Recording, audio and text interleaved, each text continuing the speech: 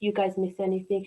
So the model we looked at in the previous two sessions of emotional intelligence, we looked at our ability to identify our emotions. We looked at things like with our own individual emotions, how can we relate to them, notice how they feel, because emotions are one of those things that until we stop and tune into them and we don't um, relate to that emotion, then we can't build on anything. Then we're second guessing what's happening to ourselves.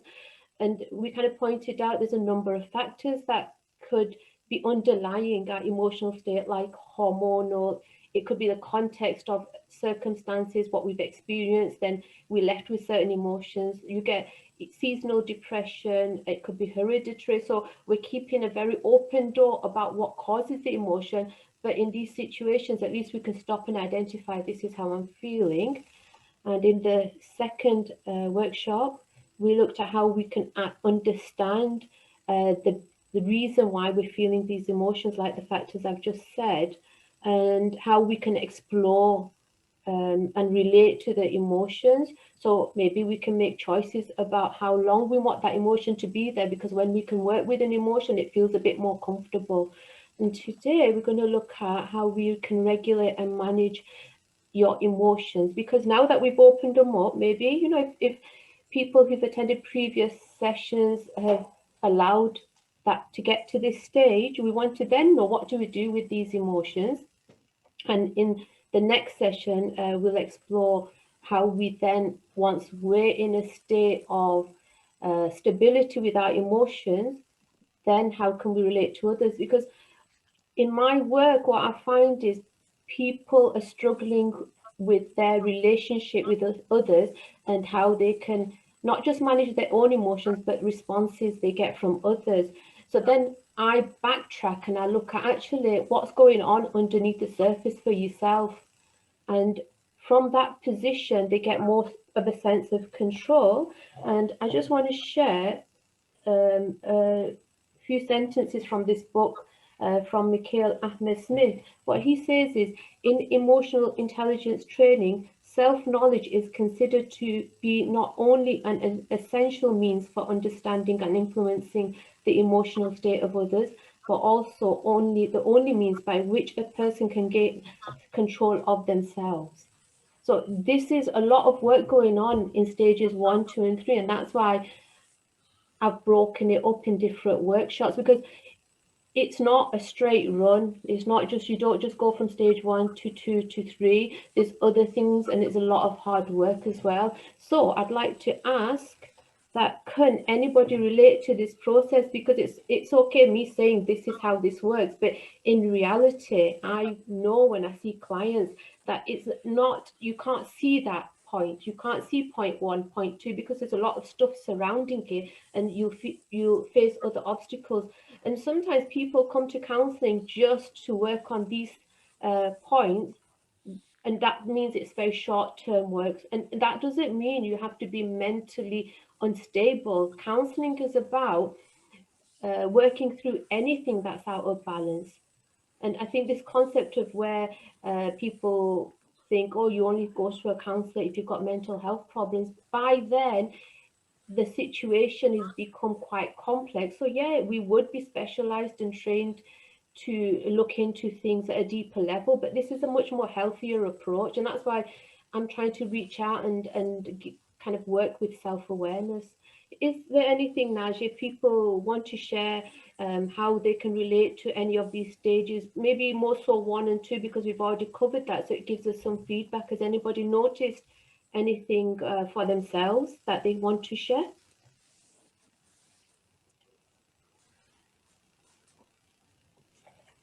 So, Sajida, Yeah. so since starting the courses with you, I have started to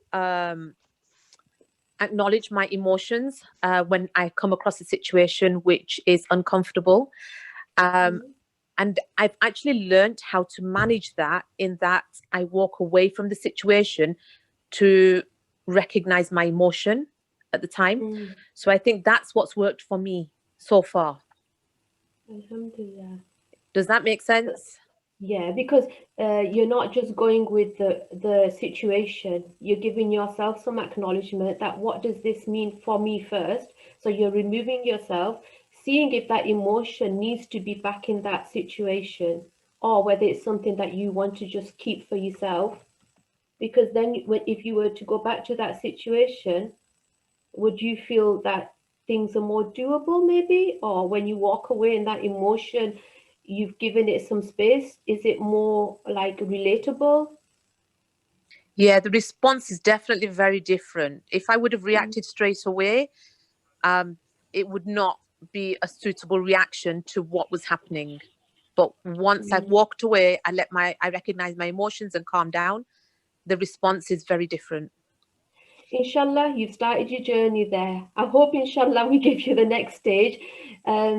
It's more insight. So this is the thing, that you'll get insight from these workshops, but it's nice to have awareness in between so you can relate to it. So Jazakallah. Nazia, there's no more input?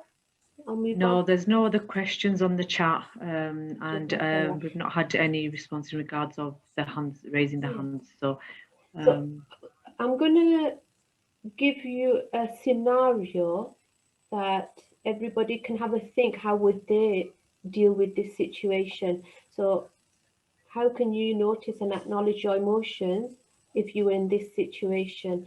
So if I like, I'll say if I'm feeling overwhelmed and on edge when I'm sat down to do my work, so I'm feeling overwhelmed, or if some point in my day the demands are just quite high, and I don't know which way to turn or what to do with myself. What could I do for myself? And I'm sure everybody's been in this kind of situation, because at the moment life is quite like unstructured. Demands are very different to what we would have been used to. So if you just take a moment and think of a situation where you might have felt like this, and what would you do for yourself in that situation? Because the feeling you have is like feeling on edge or feeling disorientated, and that might make it difficult for you to get on with what you're doing. So you've got a feeling, you can either work with that, or it's something that that emotion stops you from doing what you need to. Have you experienced anything like this that anybody would like to share?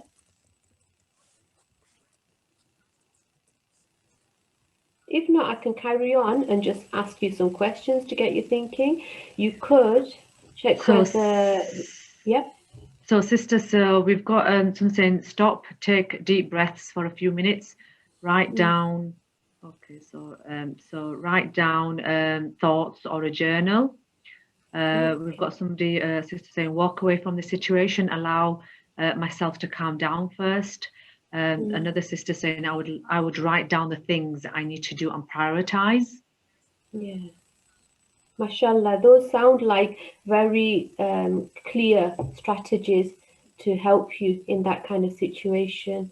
And it sounds like people can make choices and kind of help themselves. So here it could be that it's a natural, healthy response because you've got too much going on. So by you prioritizing that actually this is too much, you've tuned into that feeling, that that feeling has a presence. It's telling me I can't cope because I'll be on overload. And where somebody's walked away and had a bit of a breather, they've acknowledged that, hang on, that situation wasn't comfortable. Let me just clear my head so I can think clearly. And the diary is a very common thing people use. It's not always possible to keep up with the diary, but that's more CBT. If you can do it, it's great. That means that there's a thought process that is kind of getting in the way of you dealing with this emotion, and you can explore that. And sometimes people push themselves and they ignore the feeling, and then that just makes them function at a very like robotic way. And it's still doable, but then there comes a point at which it just tips them over. So then they have to backtrack. So Alhamdulillah, nobody kind of said that I ignore the feeling, so that's good. So we've And just the got a things, few more responses, Sister Sajda. The power is realizing we have a choice in any situation. I would escape into emotional eating, usually sweets. right, right. Yeah. Well, thank you for sharing that. I can relate to that at times, you know. We're all human, aren't we? And food is quite a comforting thing to have. And I say sometimes to clients that, you know what, if that's all you've got and you need to do that as a temporary measure, uh, you got to acknowledge your feelings and do what you need to. It just depends whether it becomes more of a regular thing with that type of emotion, because then that emotion is taking control of you. So I suppose with the eating side of things, it's very common as well, especially when you've got limited resources with us being in lockdown and we don't get that kind of space, or we don't have the choices we had. Just being aware though that when you do feel like having something to eat, look at the intensity of your feeling. Can you just give yourself a moment and be mindful that actually I'm feeling a bit low in myself, I'm feeling vulnerable, I'm feeling thrown off guard. Do I feel I need to eat this? And if that's all I've got, yes, you make the choice. But what you could find is the more you give yourself a breather and think about why you're going to eat the food, the more you'll feel, you can make choices. Is that it, Nadia? Have I covered all the questions? I think I did there. Yeah, you've covered all the questions. There is this another sister that's mentioned that this is happening to her son, and it results in angry outbursts. How old is he? I wouldn't know. It depends. If he is a young child, they're going to respond with behavioral changes. That's because they're 13 still years old, learning, aren't they? sister. 2 years. Sorry, Sister Sajid, 13. He's 13 years old. Or 13, then they know in a way what is good and what is bad. And with somebody who's 13 lashing out, usually it's something that's boiling up underneath. So whether they can exercise, and obviously with lockdown as well, they're missing out on that social interaction, so they might feel things are closing in. And it's the approach we take as well. It's the right person giving them a slight opening, so we don't have to over analyze it. And maybe it's to some extent that he doesn't even realize what's bothering him, so it's more about giving him that opening maybe. But you can stay on at the end, because this is very common at the moment, where children are feeling off guard and it's a routine. So maybe we can discuss this more, and then we can all get something from it. So thank you for mentioning that. Is that it, Nazia? Yeah, that's it, sister. So some questions I've kind of just popped into my head that we can ask. Do I struggle to relate to my feelings? Because, and the thing is that people do avoid certain feelings because they don't know what to do with them. And when feelings are just sat there in a power of their own, they feel like they're taking over, and it can also lead to like physical symptoms. I do see clients who will feel like that feeling is about life and death because they're so overwhelming and it's just there and it stops them from sleeping. But if we unwind and get an idea of why is that feeling so overwhelming, we can help ourselves. Do I avoid some feelings more than others? Is it because it's unfamiliar or a dangerous thing? So when I'm looking at if this feeling is dangerous, it's then about whether we're using that feeling in a negative way, and sometimes we don't know our boundaries. So then we try and block it off, but then we go to the other extreme. And also, if we don't work with our feelings, we'll resort to other ways of managing the feelings. Food is a small kind of thing, we can manage that, but it's very common now that teenagers are turning to other things like drugs and addictions as well. So yeah, because of lack of connecting with that feeling and giving yourself that acknowledgement, because you have a need. That's why that feeling saying this is not sitting well. Then we'll try and fulfill that needs in other ways, in unhealthy ways. And is there anything underlying that keeps cropping up, which I'm trying to avoid? We've discussed that in the last workshop. Am I compromising myself as the feeling is getting in the way? I think what I notice is when I'm feeling at peace with myself and there's no emotions clouding me, mashallah, I can work. I can just go with the flow. Work just is much more productive. I get a lot more satisfaction.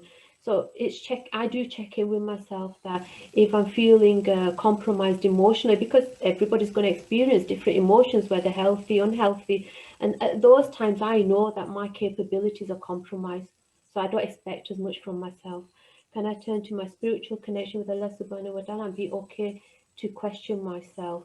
So this is, as Muslims, I find when working with people, they'll say, but does that mean that I'm a bad person? Does that mean I've not put my trust in Allah subhanahu wa ta'ala? But religion tells us that we are going to be tested. So we need to question these things about ourselves, about what we're expecting from ourselves. Is it realistic? Because that can be a bigger barrier than working with our emotions. So it's understanding things like in an open way and laying it out. But usually it's something that you want to share with somebody else you can trust, because whilst you're experiencing all this, it's difficult to pull out things. So when I work with people, it's like we're walking through a forest and there's no path, so we try and create a path so we can see clearly first and understand what's going on. Would anyone like to share how they've acknowledged and understood their emotions? I think we've covered that. We'll move on. So something to get you thinking.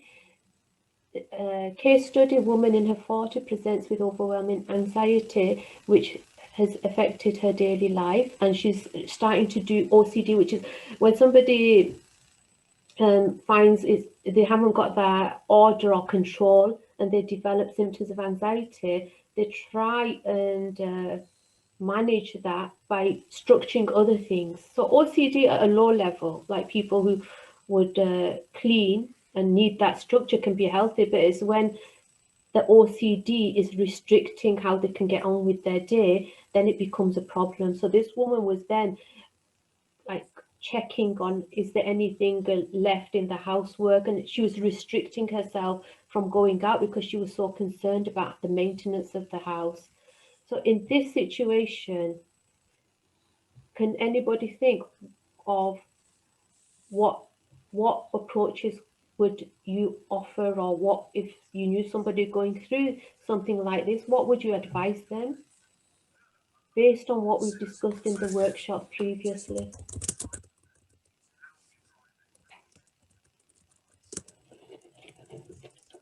I suppose I'm trying to create awareness through checking what kind of things we'd be looking at from what we've already learned. Let's open it up a bit more. So this woman, she was questioning when she came to the session that, am I becoming lost in myself as I don't know where the anxieties come from? So she knows something's not right. It's not sitting well with her, but she can't place it, that what do I do with it? What is it that I'm experiencing, especially with it leading to OCD? So then what happens in counselling is we don't just look at the symptoms, we allow an opening where we can just talk about, who are you? What's been going on for you? How long have you experienced this? And she said, it's been a year, actually, it's slowly crept up on me. But yet, work is the same. But what she did mention is mum had passed away over a year ago. And when this woman was talking about the death of her mum, she was explaining it in a very like, she passed away, she wasn't well. Yes, we did the funeral. And it didn't come from a place of, that was hard and I don't know what I can do now because I'm feeling the loss. So it did come across that she dealt with the practical side. And this sometimes happens when there's a close bereavement, that you're so caught up in doing what you need to that you don't have that place to just be yourself and notice that actually, what does that mean for me?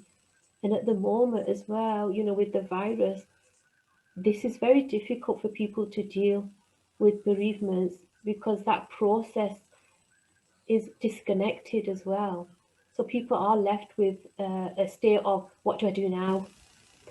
And we explored the anxiety, and it tapped into how she was feeling vulnerable, even though actually her setup hasn't changed. She was still working in the same way. And when I work with somebody and there's something that kind of tells me that doesn't sit well, then we look into that a bit more. because it was that vulnerability she was feeling on off edge. So when we talked about mum passing away, she acknowledged her vulnerability and realized that it took a part of her. When somebody close passes away, actually it's not just about them not being part of your life, but it's what is taken from you, and you don't know what to do with yourself. But you don't, sometimes people don't want to acknowledge that because it's too painful. So then when, you know, in the counseling, we'll explore that, what did that relationship mean? And it's something that they don't feel they have a right to acknowledge because people are just getting on with their lives. But that hurt that somebody carries, it can just creep up unexpectedly because there's something a loss there. So this is just to give you an example of how feelings can still come out in other forms when that feeling is not being acknowledged, and it can take years as well. It could just be a small trigger, and that's when we need to explore what's going on, and you know, it's something that you take to counseling. So whenever she sensed any uncertainty, it raised these feelings from the past. And that's what happens when you come to counseling. Once you're aware that this is a vulnerability, initially you will feel it more because what's been hidden, you're allowing it to rise. And she did feel the pain and it did hurt, but actually it helped her free herself as well, alhamdulillah. So by acknowledging and responding to loss, she was able to work with her feelings of loss and vulnerability. And it's not just dealing with it, is quite sensitive. When somebody comes to counseling, we allow them to deal with it at a pace that is doable, because like in between the sessions you still need to function and get on with what you know, like your demands of life. So the point I'm trying to get at here is, has there been a time where a feeling has cropped up and it doesn't fit the situation, and would it then be something that you would need to check in with yourself, that is it just a something that's passing by, or is it a feeling that I'm trying to avoid? Okay, So, now shall we move Sister, on? yeah, Yeah. no, before we move on, Sister Sajda, we've had some responses from a few of the sisters in related to what you've just shared. Sister responded back with powerless to maintain control over daily things, face fears, identify the real problem rather than escape by controlling things, try to find out what causes the anxiety, Mm. set aside some time to think about her worries and identify and write it down. Could be symptomatic of life events. Write down her feelings. She could think about some positive thoughts related to her worry.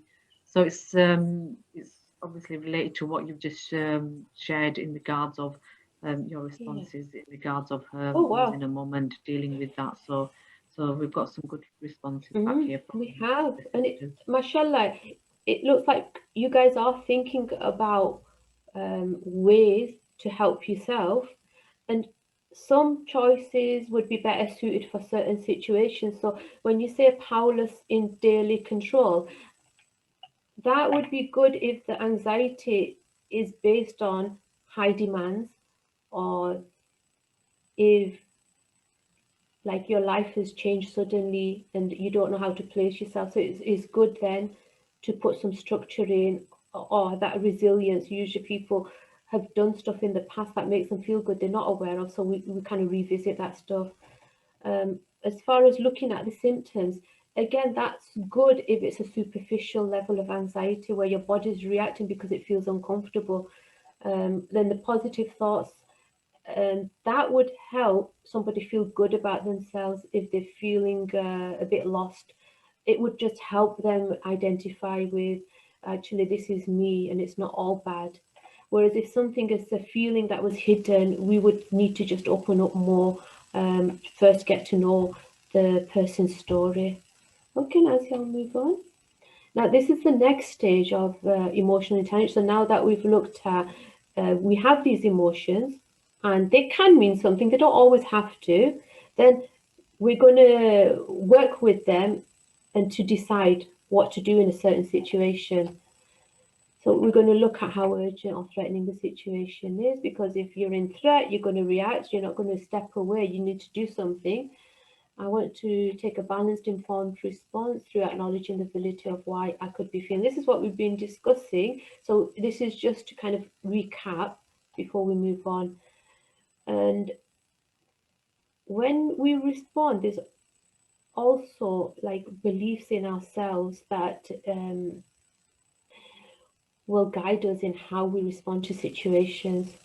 And we're all individual. There's obviously history, and through that history, there are hidden messages. So if a woman who's been respected and has been told that I'm the heart of the home, in a situation where she feels compromised, she will give herself that acknowledgement that I'm okay to look after myself.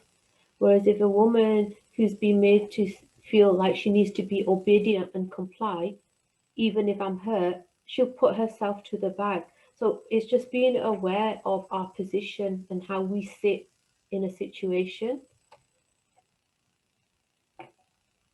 And also, we're going to base our reactions on how we fit in with the world, how we value ourselves. So it's whether you think you have a right to protect yourself and look after your own needs, or other people's needs are greater than yours. So these are things that come across in therapy where, mashallah, the people I see are very caring, but they tend to put more emphasis on other people being all right than looking after themselves. It's just points that you could bear in mind. So Al-Ghazali says, Allah did not create passion, anger, other emotions within you to be controlled by them, but rather for you to control them. So this is what we're going to open up now. So we've got these emotions. Do we just go along with them, or do we understand them and find a way to manage them? So the familiar, comfortable, low threat emotions can be easier to work through. So when I'm bored, then I will be able to change my response, but it's being aware of the intensity of the emotions. Being mindful, aware of what you experience, which will help you make choices. Is a need to, which is what we I just wanted to emphasize that. So you can take a step back. Like what we need to consider when we're reacting and responding in a way that is morally intelligent, and that then works with our feelings, which is where it comes from our heart. So our emotions are affected by desires or needs that drive us. So if you've got an emotion, either you can feed into it because you want to kind of feel good about that feeling, place it somewhere, or you can look at that feeling and check that actually you're a feeling, but are you justified in reacting, in the sense that, do I get to lash out at that person, or do I get to be disrespectful to somebody? We need to realize what's in our best interest. And how do we make that choice? By being responsive rather than reactive. So we need to stop and let our intelligence and our thinking play a part now. So at the moment, we're at a stage where we've allowed our feelings to come to the surface. We're acknowledging them in a healthy way. We're making a choice. But when we walk away from the situation, before we return to the situation, we've got to look at, how does this fit with me? What choices do I want to give myself? Do I go back to that person and tell them that no, it's not acceptable? And in what manner do I want to say it? And obviously, because our emotions are driving us, that's also going to be a test to take it to the next level. So there are hidden influences guiding our emotions that we need to question. That how invested are we in our relationships? So sometimes I find, like I was saying, that people are more concerned about others. So it's balancing that, where do we sit in what's healthy? Also in our roles as well. Sometimes that can compromise us also with the worldly needs, because if we emotionally feel, yeah, I need to achieve so much money, and then that's compromising our emotional state, then we need to check in that, which one do I need to make a choice, which one's more important. Also, culture has a big impact on how we react, because sometimes in certain situations, maybe the male has more of a position to react in a certain way, women's expected in a certain way, and our beliefs as well in how we fit in with all this. There's the scope to have both cultural and Islamic moral guide. This is what I want to open up today, that what guides our thinking. Once we're in a state emotionally aware, then we want to be able to learn from the emotions. Our emotions are telling us something, but where do we fit in with our thinking process is going to guide us to how we then make a choice for ourselves. And Islamically, we can be aware, but sometimes the culture crosses over and we may not be as clear on what we're following there. So, what should guide us? So, from the Islamic model of counseling, we turn to Allah subhanahu wa ta'ala then rather than our desires. But this is not something that's just a blank, we do this, it's something we work towards. And also, we live in a world where we do have temptations, we will come across things, we will slip sometimes. It's more about that's our intention, and that's where we want to be in a state of completeness. So if our negative desires take charge, then it leads us to a lower state of our soul, which it's about acknowledging that actually I feel a bit compromised because I reacted from a place of worldly needs, but that's okay because I felt vulnerable.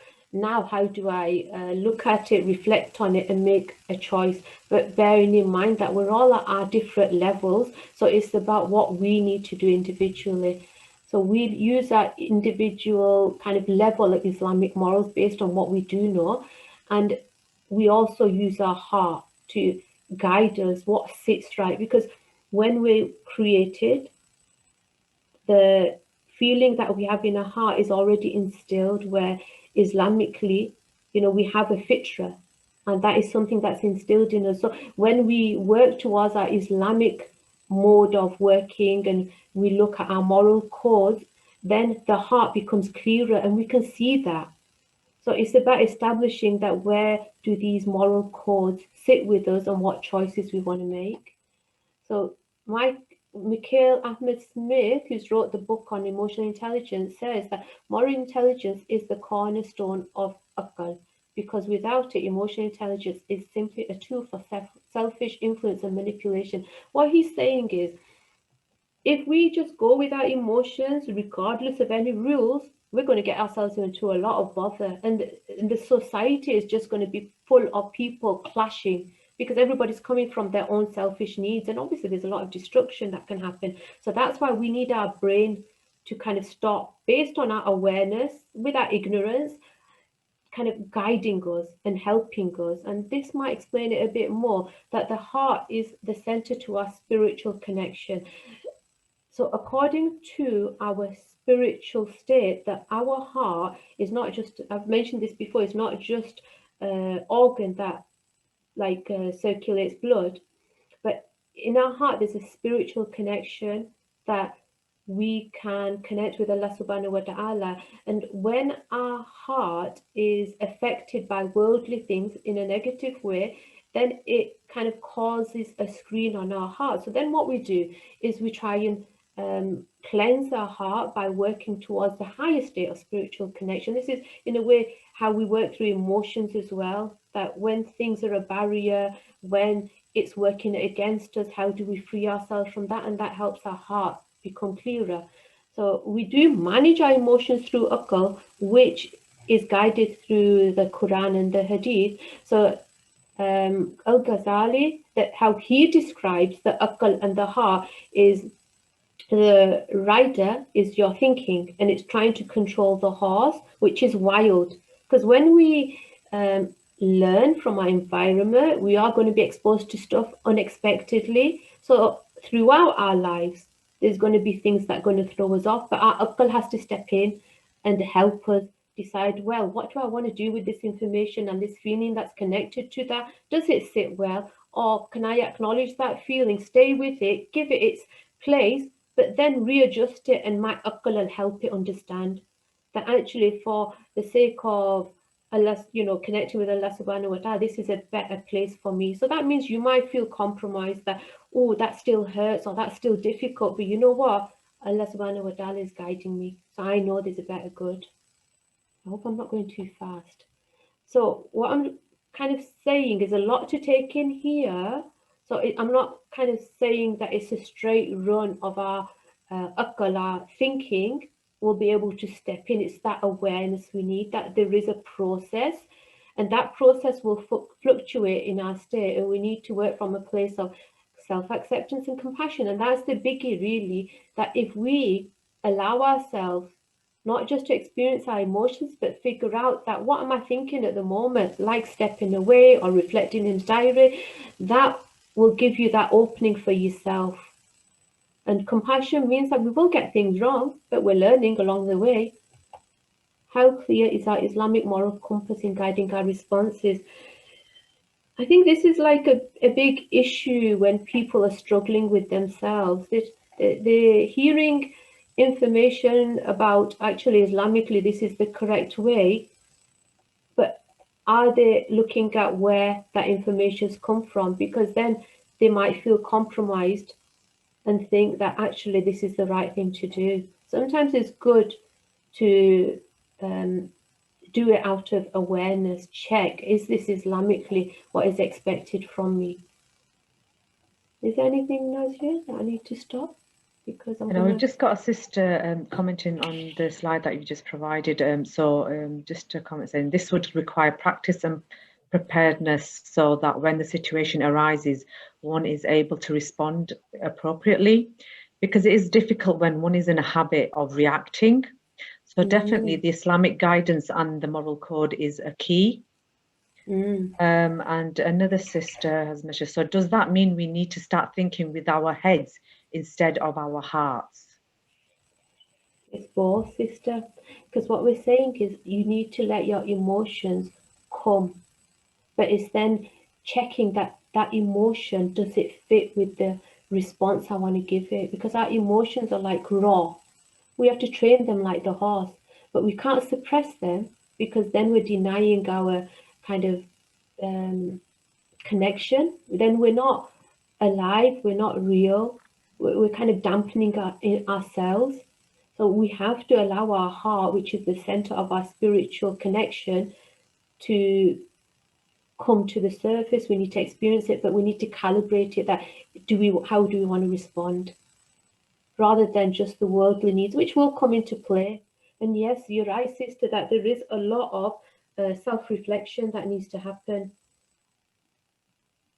I'll just see if I've got a quote just to back up what you've just said to make it more clear. Sister, while you're looking for that quote, another sister's put a response down. Akal is between heart and body, intertwined, the dust or the desire. Akal is between heart and desire. Yeah, so akal is between heart and body, intertwined, the dust or the desire. I'm not familiar with that concept, that is intertwined between the heart and the desire. Because from the Islamic model, akal is actually the brain thinking style, but we have emotional intelligence as well. That's what we're doing now. But desire is something that comes from worldly needs, and what happens there is it fluctuates our state of spirituality and how we connect with the heart. But I think I just probably need to understand what you mean a bit more before I can figure out where you're coming from. Jazakallah. So when the sister was saying that emotions and are like a habit, here, Michael Ahmed Smith has said, more often than not, habit and emotion play a much larger role than our moral subscription. So it's true, isn't it, that we're not used to using our moral awareness. So when we're in a situation, it's how we respond emotionally that plays a bigger part. So it is hard work to calibrate our moral kind of decisions. And moving on. So I've got a scenario here, but I might move on because we're running out of time. I can always come back to it because I'll go to the summary. So Afifa, you can take over. So in summary, where we're at is we need to be able to acknowledge, understand, respond to our emotional state before we're able to relate well to others. And the place of feeling in control or safety is in ourselves. This is hard work, though, to first of all notice what's going on for yourself, but then to make choices as well, it's going to be a lot of back and forth. But whatever you can take, you'll find your own way of reflecting. And the moral intelligence is about you gaining insight on, what code am I following to make the decisions? Is it because something I've been taught as I'm growing up? So that might sit fine with you, but then it's coming from a place of I'm okay with that. Whereas if you were to look at the Islamic side, there are certain things that we're all clear on, what we can and can't do. Other things, if the grey areas, you might want to look into it, especially if it clashes with your other beliefs.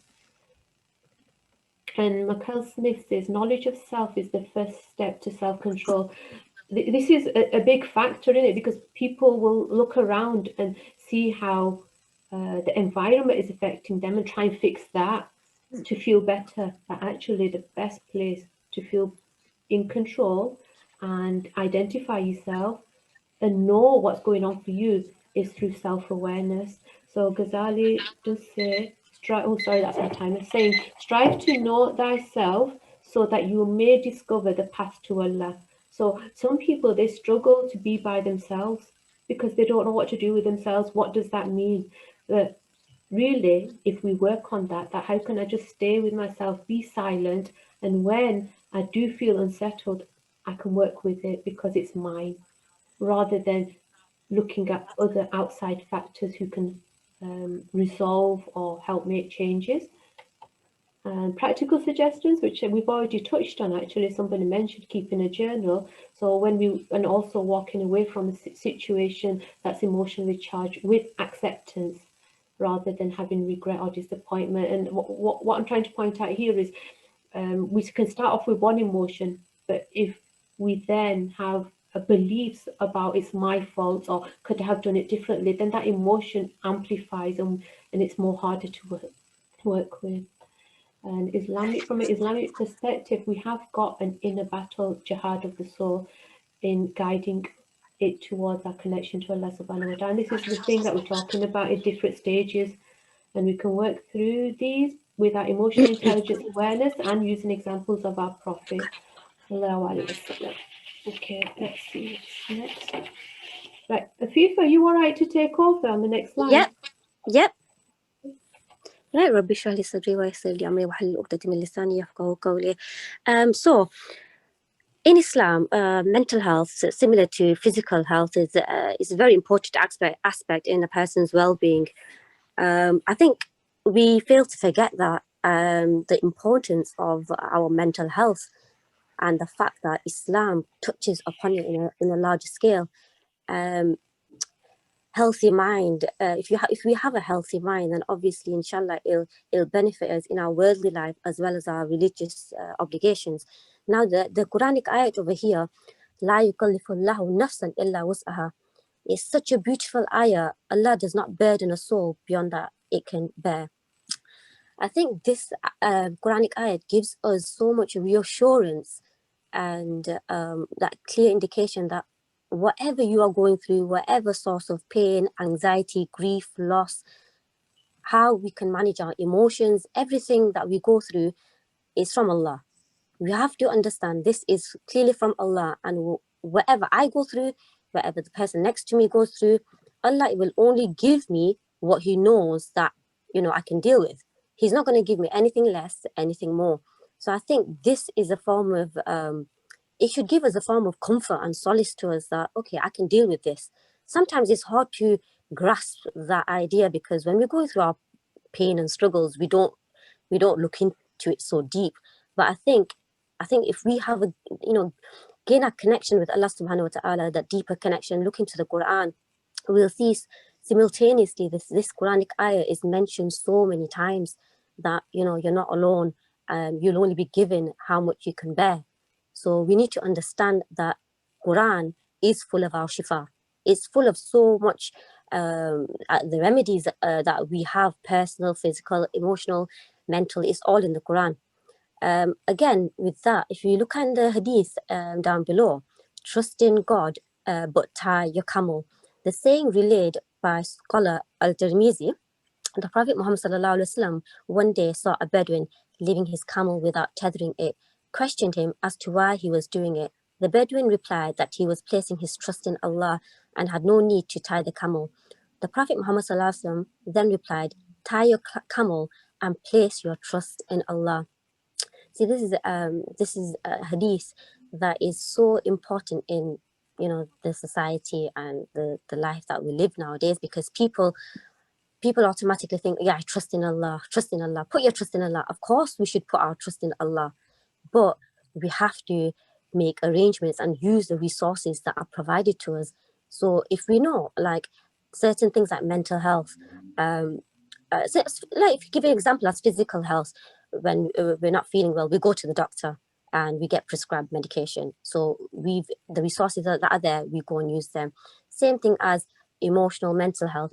We should go to speak to a counselor or therapist, because the resources are available. So basically, and then we should trust in Allah for the outcomes. So it's intertwined simultaneously. We should use the resources and trust in Allah. We can't just sit on the prayer mat and expect changes to happen. And the beautiful Quranic ayat, Allah will not change the condition of people until they change what is in themselves. So we have to help ourselves first. So we can't just, I'm reiterating it so many times, because we always feel as if Allah's help, I need Allah's help, why is it not coming? But how are we preparing ourselves? What are we doing about it? There's so many things we can do, and we need to find out what's good for us. And again, I personally think if we go back to our roots, back to Islam, try to see what's out there and go deeper in the Quran Sharif and see what Quranic ayats are there, what we can pray, what advice the Prophet ﷺ gave us. He's, the greatest role model out there. He himself went through distress and anxiety. His whole life he went through persecution and stress and trauma. And Allah subhanahu wa ta'ala in the Quran consoles the Prophet. So we should take things from the Quran and Hadith ourselves, like this beautiful Quranic ayat, dua to recite in stress. Things like this, that if we embed in our lives, I know this is it's a long dua. اللهم إني أعوذ بك من الهم والجزن والعجز والكسل والبخل والجبن وسلء الدين وغلبة الرجال. Oh Allah, I seek refuge in you from grief and sadness, from weakness and from laziness, from miserliness and from cowardice, from being overcome by debt and overpowered by men. So Prophet ﷺ used to pray this dua, but he's also said that if you don't need to pray all of this dua, but even if you just pray, Allahumma inni a'udhu bika min al-hammi wal huzni. Oh Allah, I seek refuge in you from grief and sadness. I think it's really important that although, alhamdulillah, we've got resources available, we should take interest in them and take use of them. But again, back to our roots, trust in Allah and use the Quran. It's there for a reason, and we should all try to the du'as that are there, they're there for a reason. It helped the Prophet. Of course, it's here for us to use. So we should try to embed these beautiful ayats in our life and just connect with them for a reason, especially the la yukallifullahu nafsan illa wus'aha. Allah does not burden a soul beyond that it can bear, because sometimes we go through so much in our lives with the children, with work, in marriages, health, and being Muslim in this society, the Western world. We go through a lot, and sometimes you feel as if, like, why am I going through this? And it's the personal battle that you're going through, but you have to understand that your battle it's specific to you, and Allah is only giving you this because He knows Himself that you can deal with it. That's why. And you trust in Allah, hope in Allah for a better outcome. Yeah, inshallah. Alhamdulillah, Sister Afifa, that was so nicely put from the heart. Jazakallah. And it made me realize that when I work with Muslims and when we remember Allah subhanahu wa ta'ala and His mercy and His strength, then Muslims, they don't feel as burdened, because we know where to place ourselves. We know that there's a greater power. So I think it's just really, really important that we, all of us, it's hard because when we're going through sadness and grief, we turn, you know, we are lost, and I think that that's the time when Allah himself says, call upon me, I'm here. So even though we're talking to Allah, we're getting a connection with Allah, we'll find our own solutions, and you know, we'll feel the need to talk to the professionals, but then we'll find that our gain, like you said, this whole life is a test. How are we gonna, you know, we're gonna go through all this, but how are we gonna deal with it? And it's all about going back to our roots as well, which is our deen and our connection. Inshallah. I hope that helps everyone. Inshallah. Alhamdulillah, I think you've put some good points across. Now, I think we're going to finish soon. I just want to touch on how stigma prevents people from seeking support. It may not be yourself because alhamdulillah you've attended. I think it's just putting ideas out there so we can, you know, provide a service and overcome barriers that are out there that we might not even be aware of. So maybe these are just some things that you've come across, and is there anything more that you would like to share on the chat? So why would people hesitate to seek support? Sometimes I hear people say, but I don't think I can change. It's giving it a go and understanding what you can. There might be some things that are not within your control because it's just your situation, but let's change what we can. And is this going to compromise my choices in the future? But counselling is a private service. Unless there's any immediate risk to that person where we need to get somebody involved, like suicide or anything, we don't share this information with anybody because I work privately. Unless, you know, I'm working in an organisation, but they'd already be aware of that. And sometimes people, like I've mentioned, they think, well, are we compromising our trust in Allah? And Afifa, mashallah, has explained that really well. Is there anything else, Nazi, anybody wants to share before we stop the recording? No? No, she's still there. Yeah, I'm still here, Lovely. sister. I just wanted to share a few things that some of the sisters had, you know, responded to your slides. I think what you have written about working from a place of self-acceptance and compassion is powerful, because this would help a person reflect in a positive way and take control. A sister's asked about the book, it's With the Heart in Mind by Mikhail Ahmed Smith. On the Sahih website, there is the YouTube videos by Mikhail Ahmed Smith are very interesting to watch. From my own personal experience, I found it very interesting. It gave more detail in regards of what emotional intelligence is, and a touch on moral intelligence as well. So I would definitely recommend even for you to watch that YouTube video clip. It is 3 hours long, sisters, so it took me about a week to watch it in total. So in my schedule, I kind of like went to it, back to it, etc. So that could work for some of you sisters if you're interested in that. One of our sisters had to leave, so they've given really good feedback in regards. It was very informative and helpful to know some techniques that they can try. And another sister has put down, hearts find ease by the remembrance of Allah. We can't take Allah out of the equation. I would like to share something, Sister Sajda, if that's okay, just from my own experience, from, you know, Sister Afifa, you know, in regards to Allah doesn't burden a soul with what it can't bear with.